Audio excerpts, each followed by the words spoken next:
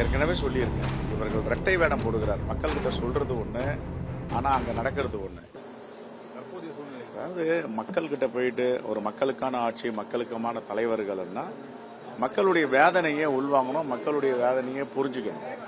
ஆனா மக்கள் வேதனையை கொண்டாடுகின்ற கட்சியாக அதிமுகவும் பாஜகவும் இருக்கிறது. என்ன காரணம் என்றால், தமிழ்நாடு முழுவதும் இல்லை, இந்தியா முழுவதும் எல்லோரும் கேஸ் சிலிண்டரை வைத்துக் கொண்டு பெட்ரோல் நிலையங்களில் அவதிப்படுகிறார்கள். தள்ளுமுள்ளு நடக்கிறது. எல்லா உணவகங்களும் மூடப்படுகின்றன.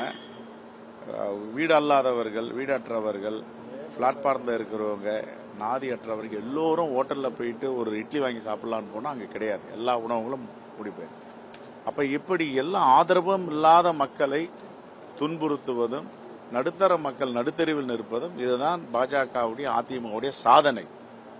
இப்போ ஒன்றிய அரசு இப்படி மக்களுக்கு எதிரான வேலைகளை செய்வதை மக்கள் புரிந்து கொண்டிருக்கிறார்கள். ஆகவே இந்த தேர்தலில் தான் இதுக்கு பாடம் புகட்ட போறாங்க. ஆனா பிரதமர் பதட்டம் அடைய வேண்டாம் அப்படின்னு சொல்றாருன்னா, மக்கள் எல்லாம் இன்னைக்கு என்ன மனநிலையில இருக்கிறாங்க?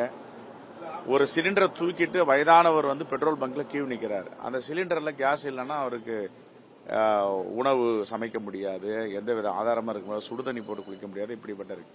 ஆனா பிரதமருடைய சாதனை என்னன்னா, கற்காலத்திலிருந்து நவீன காலத்துக்கு கொண்டு வந்தது காங்கிரஸ். இப்ப நவீன காலத்திலிருந்து கற்காலத்துக்கு கொண்டு போயிட்டார் பிரதமர். விறகு வச்சு சமைக்கிற அளவு கொண்டு போயிட்டாரு. இதுதான் பாஜகவுடைய சாதனை. தமிழ்நாட்டு மக்கள் இந்த 5 மாநில தேர்தல்களிலும் தமிழ்நாட்டு மக்கள் மிகப்பெரிய தீர்ப்பை அவர்களுக்கு எதிராக அளிப்பார்கள். இல்ல ஒரு இந்திரா காந்தி பிரதமராக இருக்கும்போது, ராஜீவ்காந்தி அவர்கள் பிரதமராக இருக்கும்போது, டாக்டர் மன்மோகன் சிங் பிரதமராக இருக்கும்போது வெளியுறவு கொள்கை வந்து ஒரு வலிமை அடைஞ்சிருந்தது. அண்டை நாடுகள் எல்லாம் பகை நாடுகளால நட்பு நாடுகளா இருந்தது. இப்ப அண்டை நாடுகள் எல்லாம் பகை நாடுகளை ஏன் ஆக்கிடாருன்னா, இவர் எல்லா இந்தியாவுடைய உரிமைகளை அமெரிக்க அதிபர் ட்ரம்பிடம் கொடுத்துட்டார். இப்ப ரஷ்யா நமக்கு எதிராக இருக்கு, சைனா நமக்கு எதிராக இருக்கு, எல்லா உலக நாடுகளும் எதிராக இருக்கு. என்னன்னா, இது ஒரு சார்பற்ற நிலையில் தனி சுதந்திரத்தோடு இயங்கிய இந்தியா இப்பொழுது என்ன நிலையில் இருக்கிறது? அமெரிக்காவை சார்ந்து இருக்கிறது. ட்ரம்ப் எங்க கையொப்பம் போட சொல்றாரோ கையொப்பம் போடுறாரு.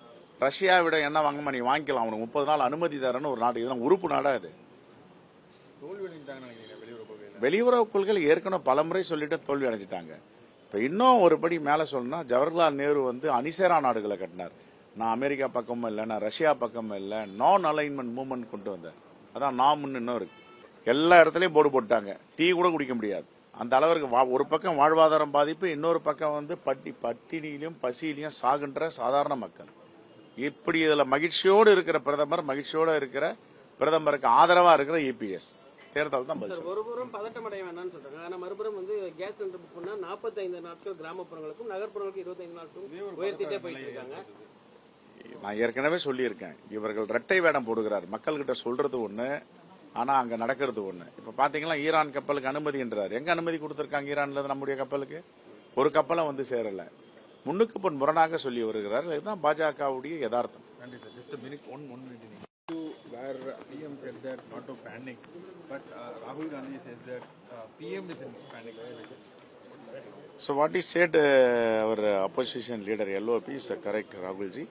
You see, everywhere the people on the road, they have panic. No cylinder, no petrol, no diesel. They're going began 100 years back. So they're going to cook the wood. So what Congress did, the advanced technology, gas and invention, now Modi backing take another 100 years back. This is the Modi model government.